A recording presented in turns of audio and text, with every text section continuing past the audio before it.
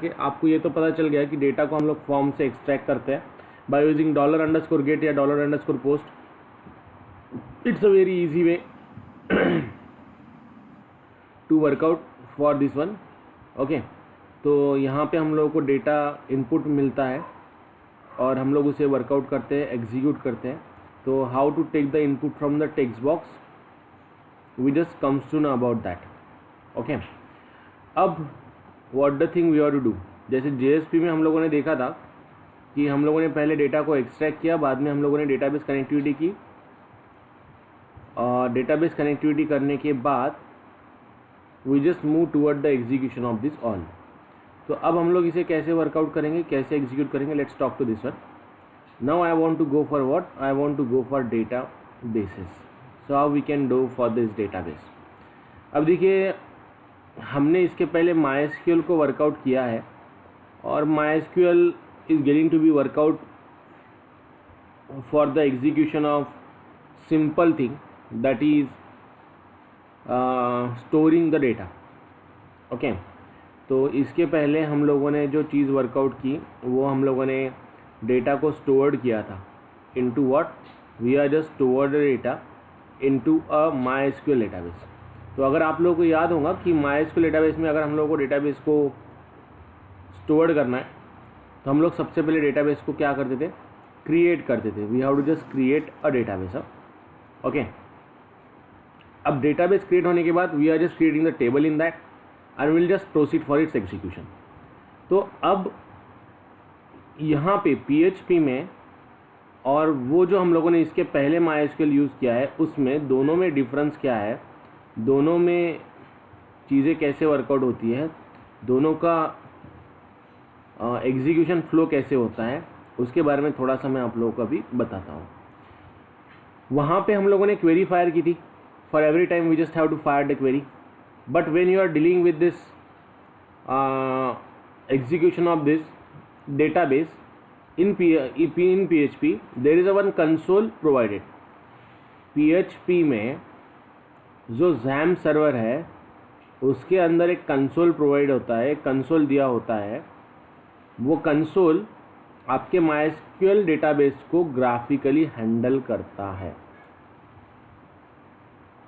Okay, वो console आपकी MySQL database को ग्राफिकली हैंडल करता है. So we have to just think about that, how that console will going to be work out, how that console will going to be execute. तो ये console काम कैसे करेगा, कंसोल एग्जीक्यूट कैसे करेगा, किस तरीके से वर्कआउट करेगा, let talk to this one now. See, अब जैसे हम लोग XAMPP सर्वर को स्टार्ट करते हैं तो at that time you are getting the two things. Okay, जैसे हम लोग XAMPP सर्वर को स्टार्ट करते हैं we are just getting the two things. That is one is the जो PHP MyAdmin का कंसोल होता है, सॉरी जो Apache Tomcat का कंसोल होता है, यानी XAMPP सर्वर का जो कंसोल होता है वो एक, और उसके साथ बाकी अदर कंसोल्स भी आप लोगों को मिलते हैं. कैसे, let's see here XAMPP, go to this one, then here there is a thing XAMPP-control.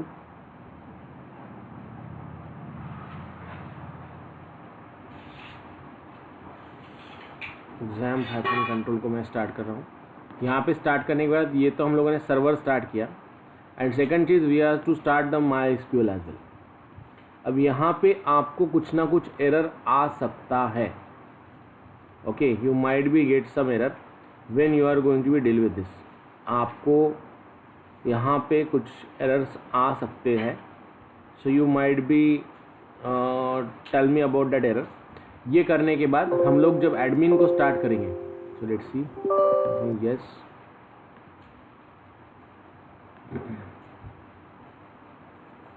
So admin. Okay, उसके बाद हम लोग एडमिन पे क्लिक करते हैं.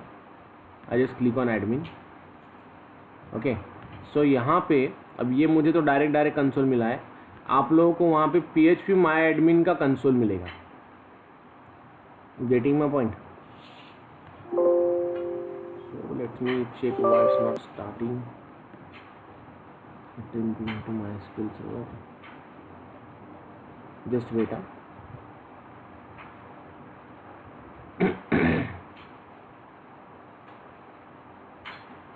let it be start.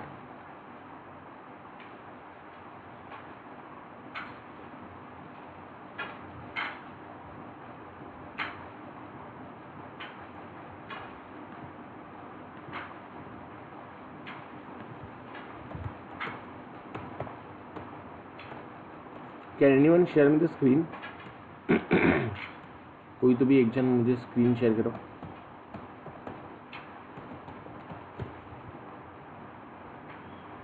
हाँ सी, अगर मैं एड्रेस पास करूँ localhost/php_myadmin तो आप लोगों को इस तरीके का कंसोल मिलेगा.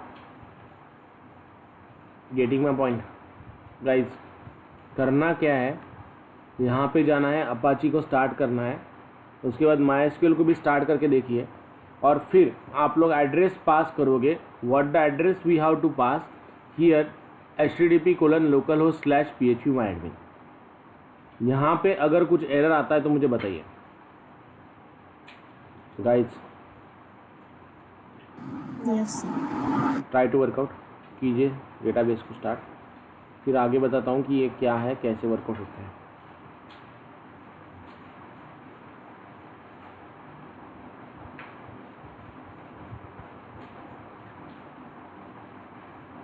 Workout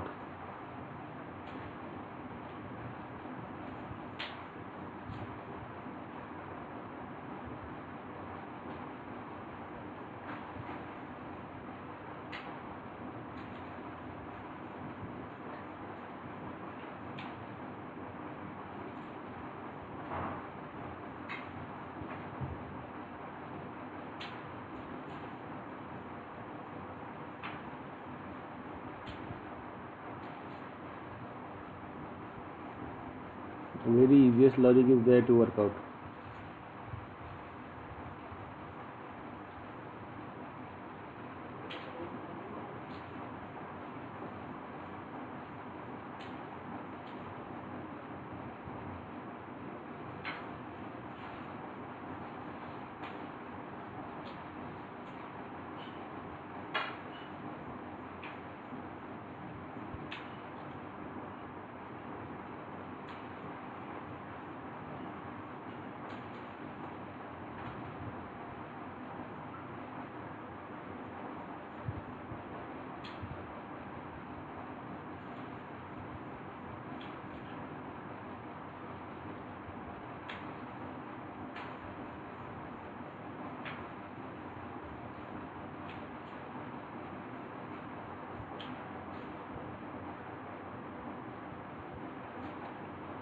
Execute it fast.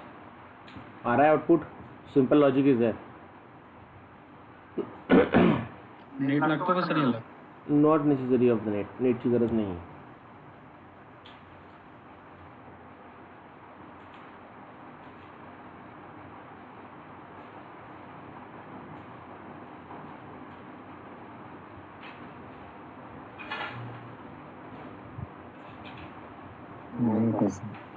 Done. Have you got the console like this?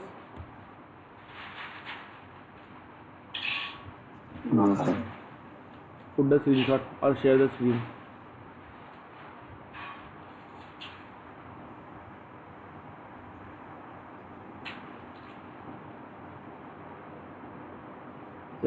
Show me the what is the error.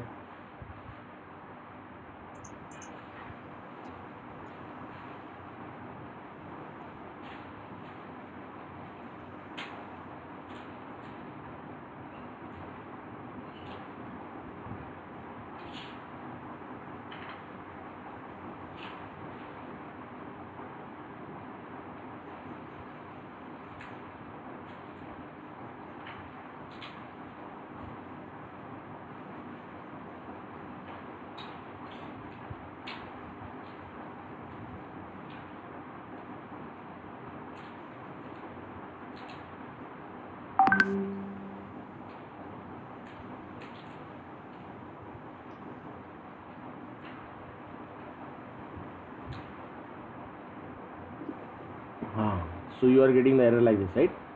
What is the error? Access denied for user pma@localhost, right? Okay now. So what the thing you have to do? Just go on to the Google and copy and paste that error. Access denied for PHP my admin, और user जो भी आपको error मिल रहा है वो error सिर्फ आप Google पे पुट करो, it will give you some step. Okay, it will just give you some step. Getting my point? PHP my admin. Can anyone please share the screen so that I help you to go on this? Simple सा error है, आपको password update करना होता है config.ini file में. config.inc नाम की file मिलेंगी. कहाँ पे? देखिए सी ड्राइव में XAMPP नाम का फोल्डर है, उसके अंदर हम लोगों को MySQL नाम का फोल्डर मिलेगा. ओके, या फिर यहाँ पे भी config नाम की फाइल मिलेंगी. Just check for the path, put that one under the Google apps में. Let's check here.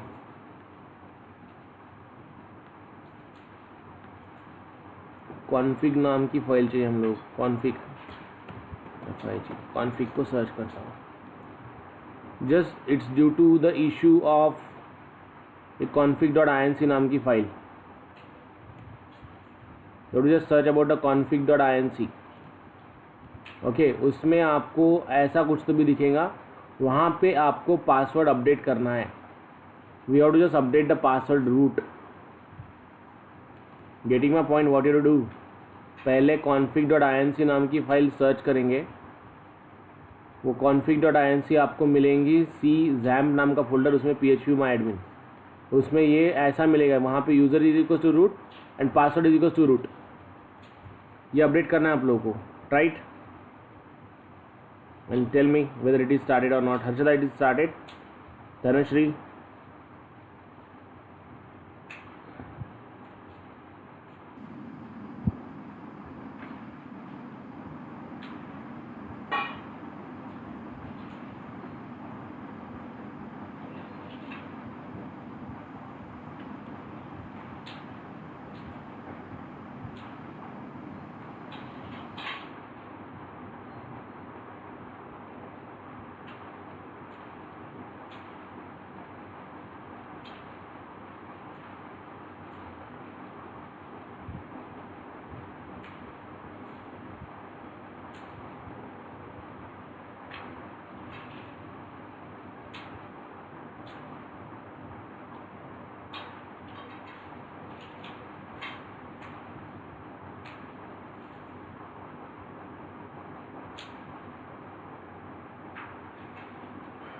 is it done?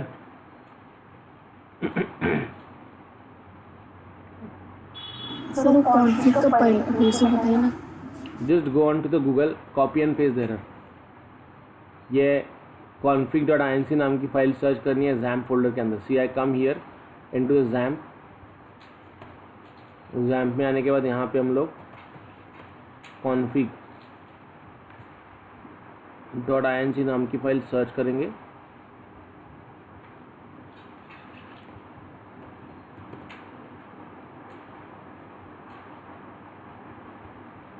ये फाइल आपको मिलेंगी. इसमें आपको ये सब यूज़र वगैरह सब चेंज करना है. यहाँ पे आपको root password, user name password और पासवर्ड दोनों रूट होने चाहिए.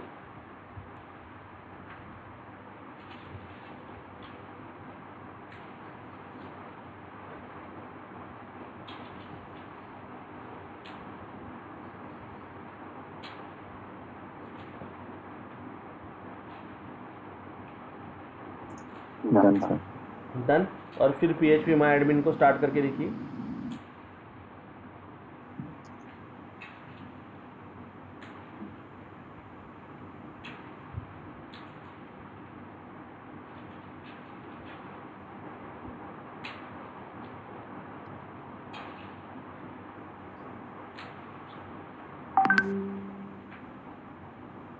और PHP माई एडमिन स्टार्ट करने के बाद whether it is getting same one. Yes, Palash done. Remaining all do it fast.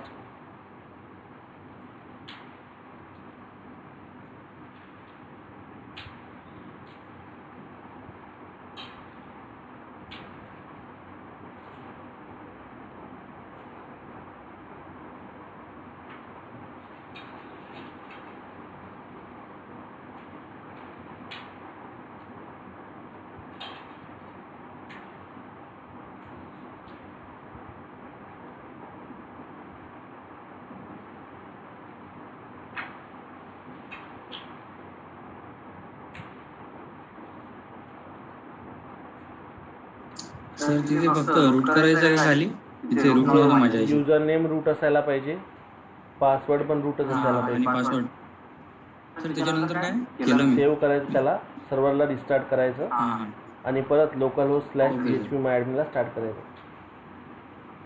Okay sir.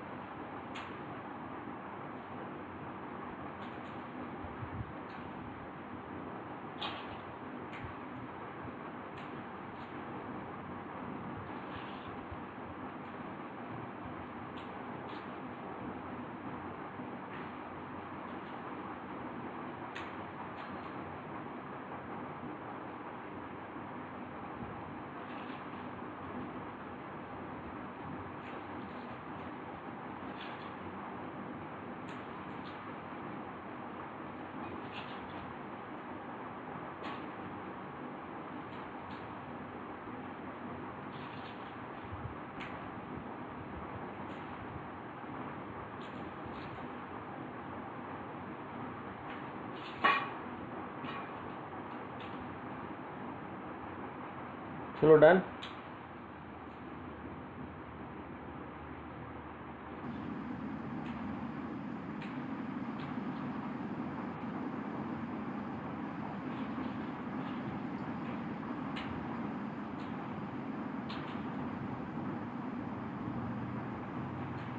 Everyone done?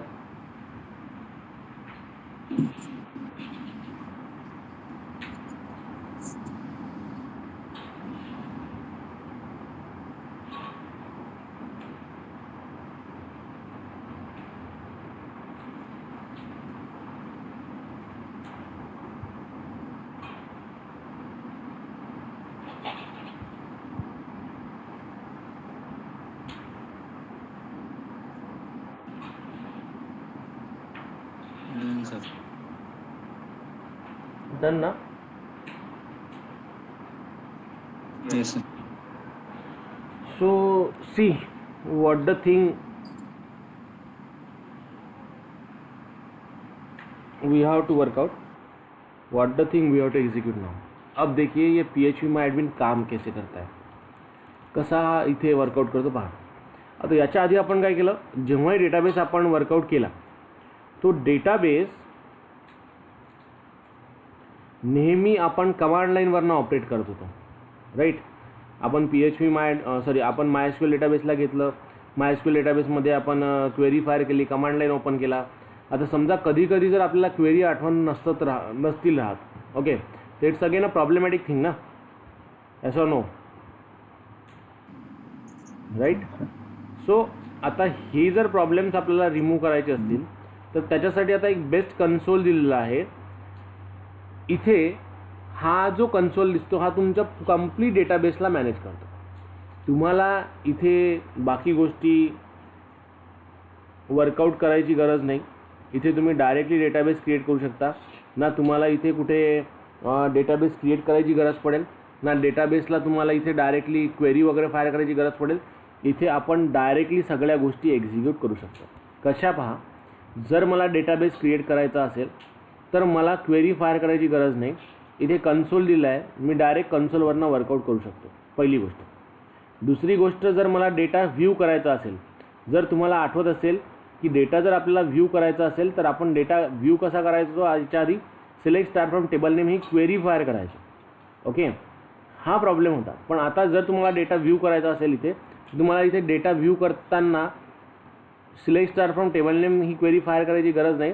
Directly तुम्हाला कंप्लीट टेबलचा डेटा इथे दिसेल. याचा जो PHP MyAdminचा जो कन्सोल आहे याचा बेनिफिट काय आहे, याचा बेनिफिट आहे की जेवढे काही आपण डेटा वगैरे स्टोअर करू तो सगळा आपल्याला प्रॉपर वेने इथे दिसेल, प्रॉपर वेने इथे एक्झिक्यूट होईल. हा सगळ्यात मोठा ॲडव्हान्टेज आहे PHP MyAdminचा इथे वर्कआउट करताना आपल्याला बाकीच्या गोष्टी वर्कआउट करायची गरज पडत नाही. So it just going to be execute in a proper way. Okay. So what the thing we have to do now. If I want to create a database, मला जर डेटाबेसला क्रिएट करायचं असेल तर मी न्यूवरती क्लिक करेन. इथे तो डेटाबेसचं नाव विचारतो. सो मी इथे लिहितो MyDB45. ओके. आणि क्रिएटला क्लिक करतो. सो database already exist. So I just change the name 451. Now I created. Already exist 451 पण हां. सो आयबेस DB डेमो या नावाने क्रिएट करतो. नाव see database ibase DB demo has been created. हा इथे मला डेटाबेस भेटला. आता हा डेटाबेस भेटल्यानंतर मला याच्यामध्ये टेबल क्रिएट करावं लागेल. ओके. सो पहा इथे जे आपण वर्कआउट केलं, इथे हा जो आपल्याला डेटाबेस भेटला, ह्या डेटाबेस क्रिएट करताना किंवा मी जो इथे डेटाबेस क्रिएट केला, हा डेटाबेस क्रिएट करताना आपल्याला बाकी कुठलीही क्वेरी फायर करायची गरज पडली नाही. ओके. बाकी कुठलीही क्वेरी फायर करायची गरज पडली नाही. सो इथे डायरेक्टली आपल्याला डेटाबेस भेटला, आपण कुठलीही क्वेरी फायर केली नाही. सो आता याच्यामध्ये आधी आपण डेटाबेस क्रिएट करतो, मग आपण टेबल क्रिएट करतो. ओके. सो जर मला टेबल क्रिएट करायचं असेल तर मी याच्यावरती टेबल कसा क्रिएट करेल, इथे क्रिएट टेबलचा ऑप्शन दिला आहे. तुम्हाला युजर डेटा नावाचा टेबल क्रिएट करायचा आहे. किती कॉलम पाहिजे, 4 पाहिजे, 5 पाहिजे, तुम्ही सिलेक्ट कराल and just click on go. Okay. पण डेटाबेस कुठला सिलेक्ट केला आहे मी, आयबेस DB डेमो नावाचा. Getting my point guys.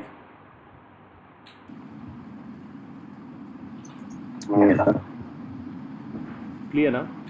So try to work out. Sir repeat कीजिए. हाँ. See if you want to create a database, what you have to do, you have to click on new first. New वरती click केल्यानंतर तुम्हाला काय करायचं आहे, you just have to work out with simple thing. Once you are click on new, what you have to do, it will ask you for database name.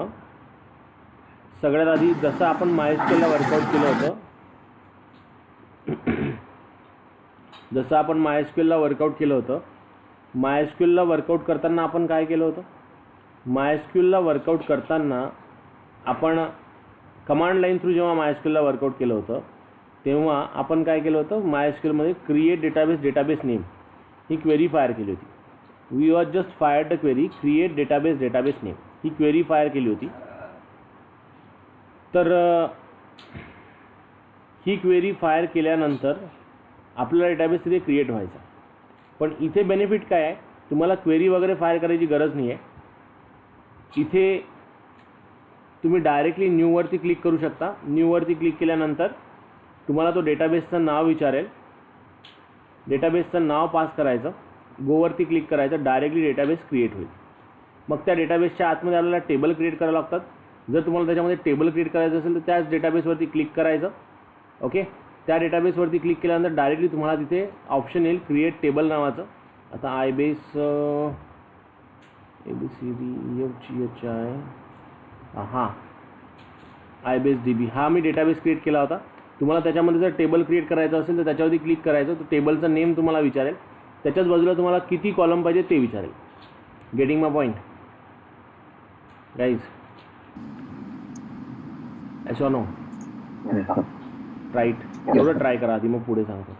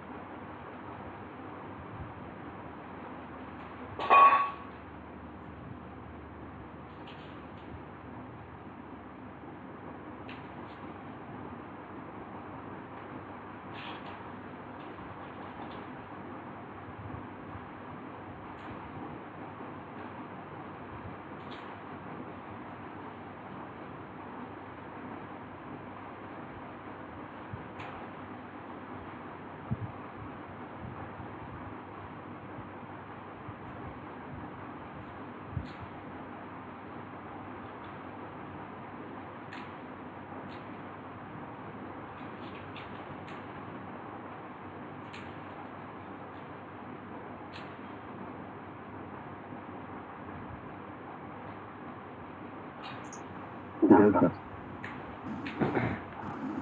चलो done. Create a database. Yes, sir. Transform for more databases एक बार create करके देखिए, उसमें table create कीजिए.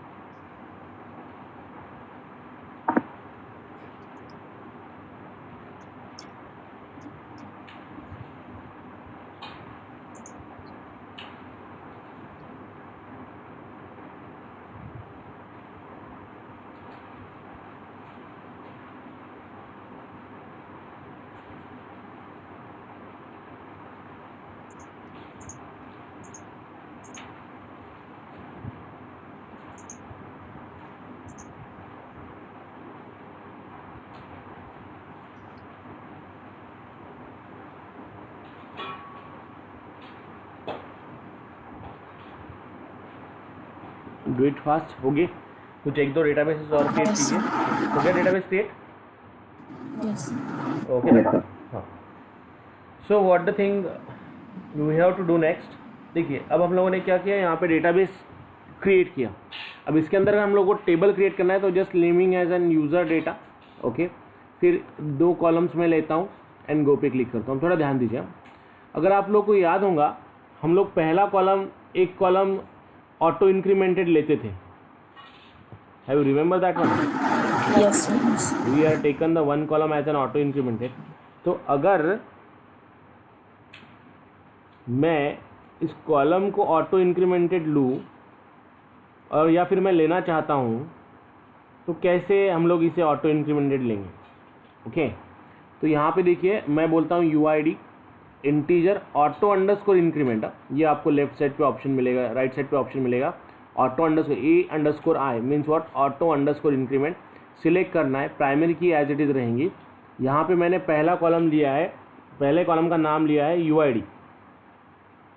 Okay. UID लेने के बाद यहाँ पे डेटा टाइप तो इंटीजर, ये टाइप है ना, डेटा टाइप कौन सा चाहिए वो integer, auto underscore increment primary key, और दूसरा कॉलम लेना चाहता हूँ मैं name. I just want to create as an text. तो इसकी लेंथ मैं डिफाइन करता हूँ कि कितने कैरेक्टर इनपुट लेने चाहिए and just click on save. Ignore for the other errors. तो देखिए ये आपका टेबल यहाँ पे क्रिएट हो गया, जिसमें पहला कॉलम जो है वो ऑटो इंक्रीमेंटेड है. Okay. First column is auto incremented and second column जो लिया है वो नॉर्मल कॉलम है. Likewise it just going to be deal, likewise it just going to be execute. Am I clear? Yes, sir. Clear ना? Try to work how we can do it. Sir एक बार बताओ. सी मैं वापस एक table पे database पे create करता हूँ. आईबेस डेमो के अंदर में आया. ओके. फिर मुझे टेबल को क्रिएट करना है, यहाँ पे दिया हुआ है क्रिएट टेबल का ऑप्शन. मैं लेता हूँ यूज़र डेटा 2. ओके. जितने कॉलम चाहिए, 3 कॉलम चाहिए 3, 2 कॉलम चाहिए 2, 4 कॉलम चाहिए 4. How many column you want, you are just taking that one. तो मुझे पहला कॉलम चाहिए ऑटो इंक्रीमेंट, तो UID लेता हूँ. यहाँ पे integer as it is select करूँगा.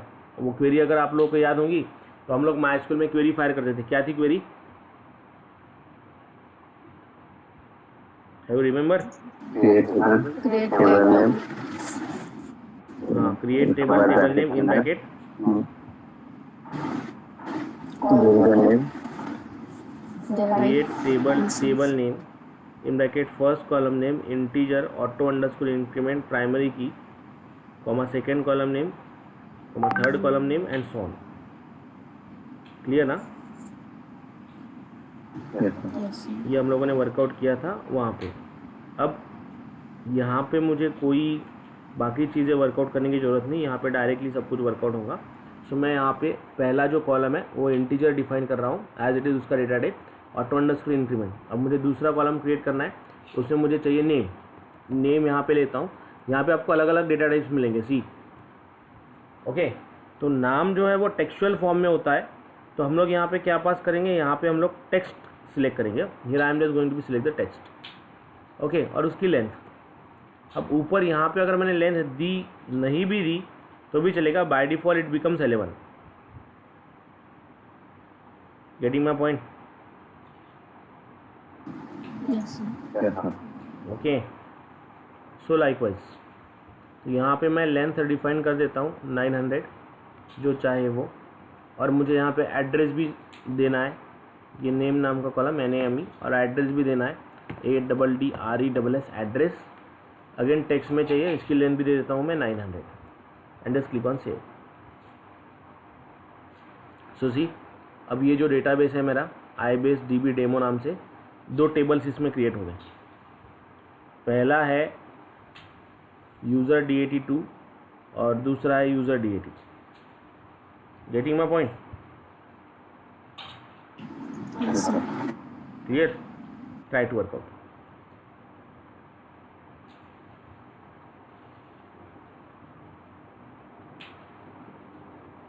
Execute fast, your turn.